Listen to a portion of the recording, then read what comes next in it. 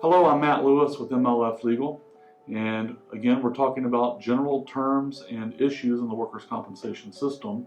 This is video number 13 in the series, and we're going to talk about employer networks, and this is all about medical treatment. So if you've been to the doctor for a workplace injury, then you've probably run into the concept of employer network doctors. And in fact, these networks, at least I think, have not been named correctly. They're really insurance company networks. So the concept of the employer network is similar to a health insurance plan. If you have health insurance, then you have to see a doctor that's on that plan. And it works the same way in workers' comp. Your employer has most likely contracted with an insurance company that has a medical network of doctors that they've put together for you to treat with.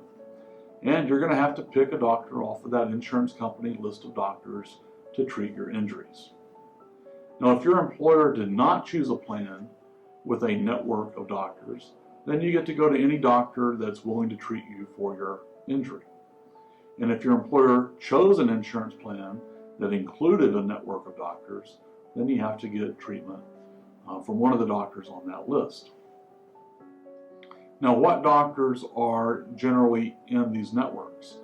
Well, there's primary care doctors, and these are doctors that we call treating doctors in workers' comp lingo, and they're usually at urgent care centers like Concentra or Primacare.